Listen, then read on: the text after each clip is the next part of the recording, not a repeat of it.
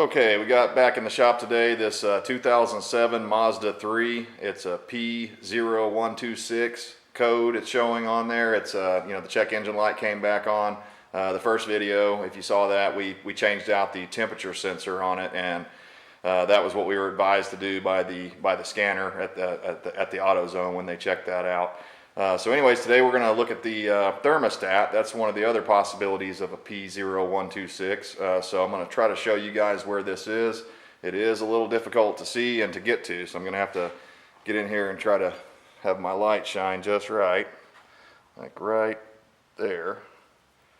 Now I'll try to get it to focus for you. Okay, what you're looking at here, I've got my pointer here. Right past this little plug right in this area. There are two hoses down there. Those are your water hoses. One of them goes, I believe, to your heater core, and the other one goes into your radiator. Okay, that's the first step in this process. You got to make sure the engine is cooled, and you're not going to get burned or anything like that.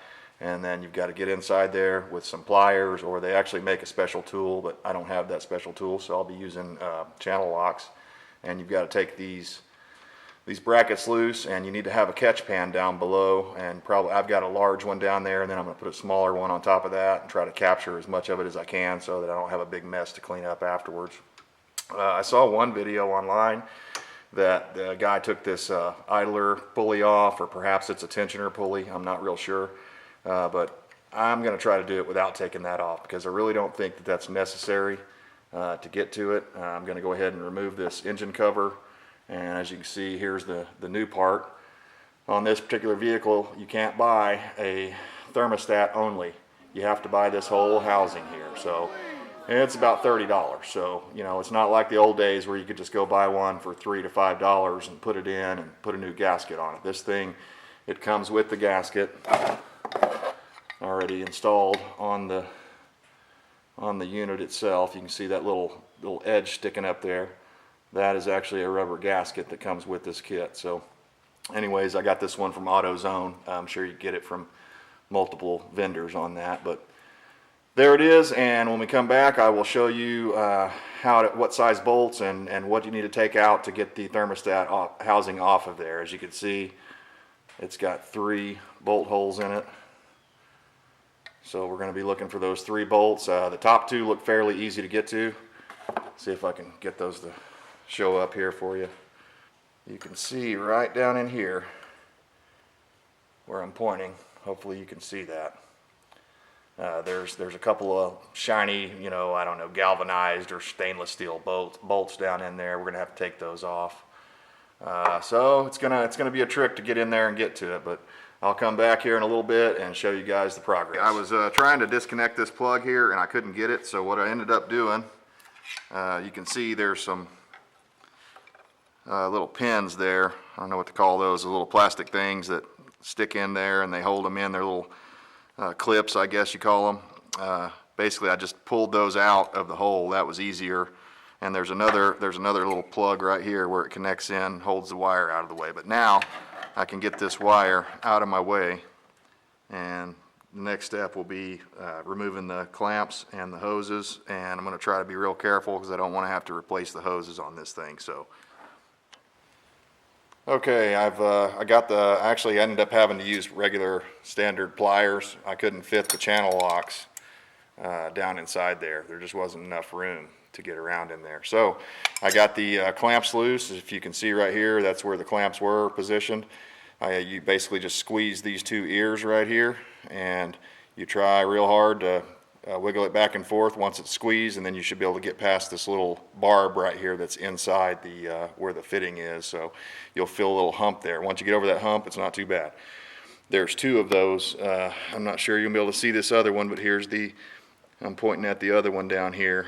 There's the smaller one for the heater core, and it wasn't bad. It was harder to get it to move backwards than this one was because of the positioning of the pliers and stuff. But anyways, just wanted to show you that, and the next step will be pulling those hoses off and draining the fluid. We got the 2 hoses off of there. It was a real bear. They've been on there on this car for about 130,000 miles, so They were pretty well stuck on there, but I was able to get them off without breaking them. If you're real careful, you can do that. Just kind of wiggle them back and forth. And on that upper heater hose, I actually had to grab the channel locks and worm them in there, and I was able to kind of turn the thing back and forth and break it free so that I could pull it off. But it was still pretty hard. It took me about 10 or 15 minutes just to get the two hoses off. And then we had a little bit of a time trying to catch the water because it runs down and it hits other stuff and kind of goes everywhere. But we were able to catch the majority of it, so I'm happy with that. Next step is you're going to need to get a 8mm socket. You're going to need about a 4-inch extension and a ratchet so that you can get in there and break the bolts loose that hold the water pump housing on. Or I'm sorry, I said water pump, thermostat housing on. So anyways, I'll come back to you guys when we get that removed. Okay guys, on the top two bolts, I was able to get to those with a 4-inch extension. On this last bottom bolt, I'm calling it, it's actually kind of, it's on the bottom right-hand side if you're looking at it from the front of the engine. I had to grab a 6-inch extension to get to this one. I'm going to break this loose, and just a note here, these are not on there really tight. I'm going to guess probably 15, 20 pounds, foot-pounds tops. So they're not on there very tight. So when you put it back on, keep that in mind so that you don't over-tighten it. You gotta remember this stuff. It's plastic now. It's not aluminum or metal or anything like that. So you gotta torque it down accordingly. I've already broke these bolts loose, so I'm just going to go ahead and back these out. Just using my extension in the socket here. Sorry, you guys can't see down in there. It's very tight quarters. Now, the older cars, the old Chevy V8s and Fords and Dodges and stuff like that, the thermostat was right there on the front, up at the top of the engine, so it was real easy to get in there and change them out. I honestly don't know what these guys were thinking here, but what do I know? Okay, so now I'm just going to go ahead and wiggle back and forth on this, and a little more coolant will spill out. Well, maybe a lot more.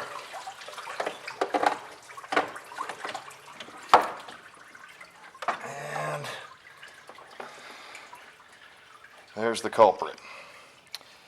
Okay, you can see that, hopefully you can see that little shiny area right inside there on that brass or copper, I think it's brass, that center section. And you can see right there where it's been dragging. Hopefully you can pick that up. I can't really point to it because I got a lot going on here, but it's right by my thumbnail there. If you follow my thumb straight in, you can see hopefully that little area where it's been rubbing. That's probably an indication that this thing was sticking. You know how it can be with metal. They expand and contract depending on the temperature, and some of these things, when they get worn out like that, they'll bite on one side, like you can see is going on right there. Okay, so next we'll put the new one in. Okay, I've removed the thermostat housing, and I just want to show you guys, this is the machined block surface or metal surface that we're going to go back into. And what you want to do is get like a little carburetor cleaner, works really well. Get that on a rag, and you're going to wipe all around that surface so that whenever you put your new gasket on, you've got a good clean mating surface for it to connect to. Okay, now we're going to put the new one in. I've got it right here. Here it goes.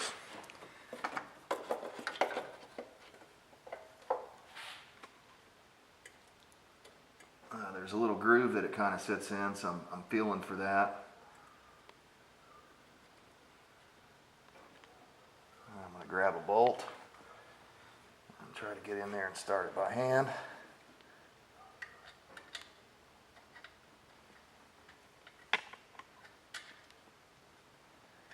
I could certainly see where taking the idler off would give you a little more access to this, but I don't think it's worth it.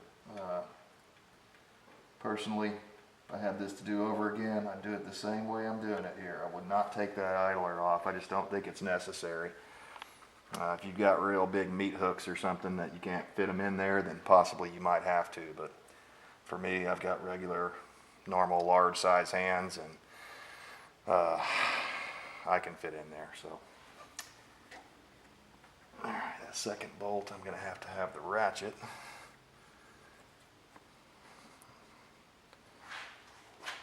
There we go. Actually, just the extension is what I meant to say. I'm going to have to poke that in there.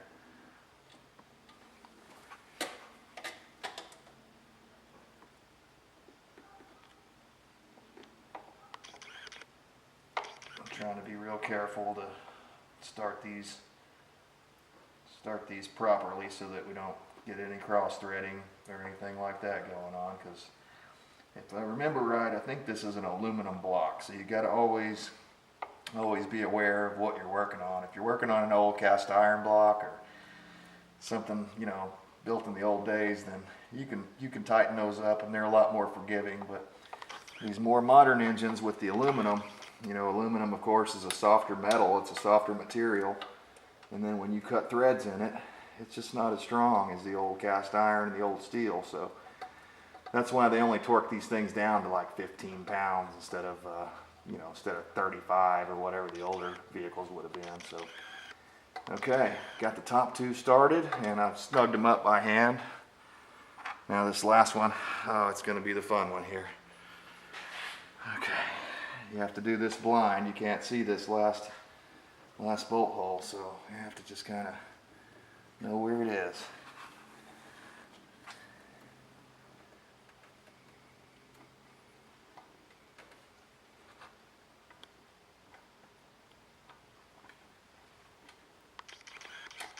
Okay, I think that's it.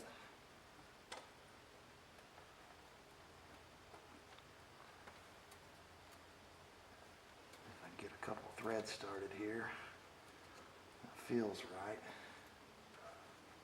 Okay, I'm not wanting to pull my extension off of there because then I'll lose the thing. I'll have to find it all over again. Yeah, I'd say this is the big challenge in this thing is two things: catching all the coolant, because it kind of pours out everywhere. Now maybe I could have drained out the radiator first to start with. You might consider that if you've got more time. You don't mind waiting around for the radiator to drain, then you can go ahead and drain that radiator out, and it might reduce some of the water that's going to pour out. But nevertheless, you're going to lose some water, or some coolant I should say, when you do this job. So be prepared. Have your new brand new jug of antifreeze, whatever flavor you like. And also the way we do it, I like to get the concentrated, the old style concentrate. I don't like buying the 50-50 diluted, because then you're paying for the water. So I like to buy the pure stuff and then go buy a gallon of distilled water to mix in with it. It's a little, it's kind of a hassle to go do all that, but at the same time saves a couple bucks. So hey, every dollar counts. Okay, now I'm going to go around in sort of a star pattern. If you're familiar with working on vehicles, you'll know what I'm talking about. I'm not going to tighten all of it down at once. I'm going to tighten a little bit here, and I'm going to go the opposite side. I'm going to tighten a little on that one. And that way we don't crack anything or get it out of alignment when we're tightening it up. Okay, now I'm on the bottom one. And as you go here, you get it gets a little easier to find that bottom bolt, because you just kind of know where it is. Okay, I'm going to snug this one up. Okay, that feels pretty good. Now I'm going to go to this last upper right bolt here.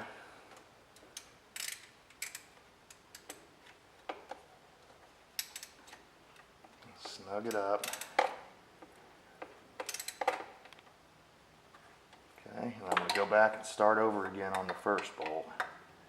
And repeat that process until you feel like you've got it secure. Again, it's probably only about 15 pounds of torque on this thing. I would normally go ahead and get a torque wrench out, but looking at this, I don't think I could fit a torque wrench in here and operate it. This is so tight that they haven't left you any room for that. Okay, tighten that one back up a little. Go back down to that lower.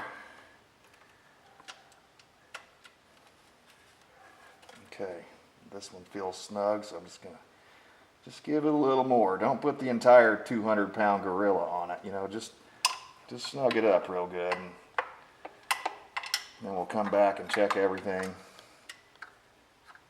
one last time. So back on that top bolt. To the other top bolt. Feels snug. And now the bottom.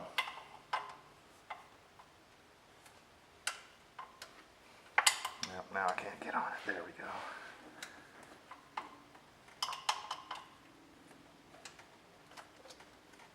Sorry, I'm sure I'm in the way of a lot of the viewing of this, but the idea is that you don't want to over tighten these things because it is plastic.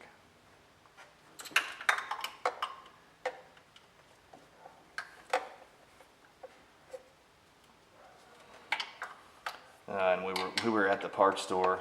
I asked the lady there at AutoZone who was running the counter, I said, can't I just buy a thermostat? Because my housing's good.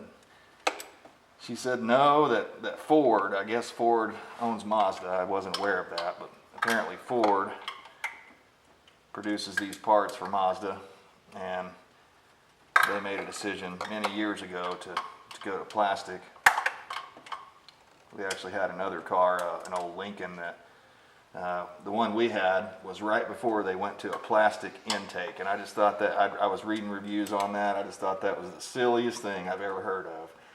The intake, the fuel air intake on a vehicle, on a V8 engine made out of plastic. And sure enough, plenty of people on Google, when I searched it up, were complaining about that. They'd go down the highway and then suddenly the thing would burst, and since you have coolant running through that plastic intake, as soon as it busts, all your coolant goes out all over the highway or the road, wherever you are. And if you're way away from population or anything like that, then you're going to have a real problem.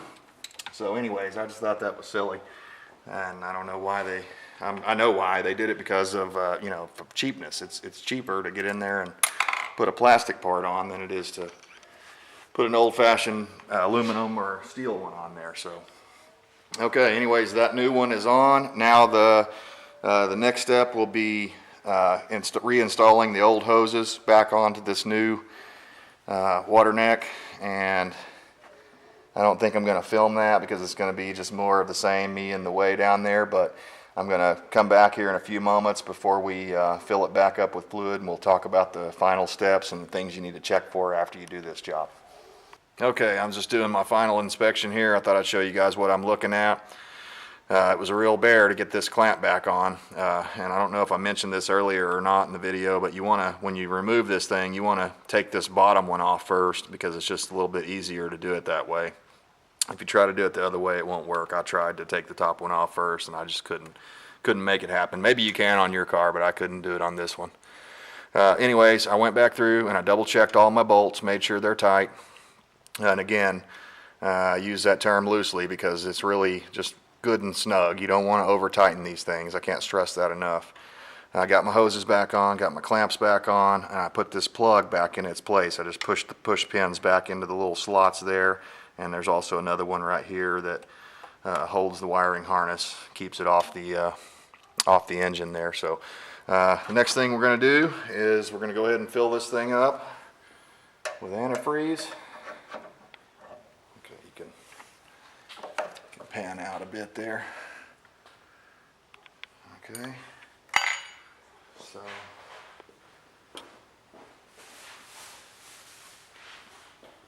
grab this antifreeze. This is the type we're using. Peak Long Life. It's a house brand, I think, at AutoZone. I'm not real sure, but it's the 100%, or it's the concentrate, full strength concentrate. That's what we like to use. Well, I don't like seeing that. Open the thing up and the foil's already broken.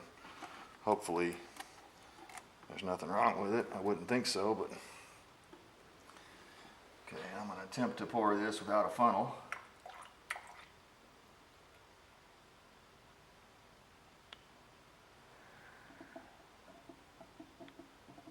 On these newer cars, you fill it up through this reservoir here rather than going through the radiator, which I still find that a little odd. I kind of preferred it the old way, but that's like most things, I prefer the old way.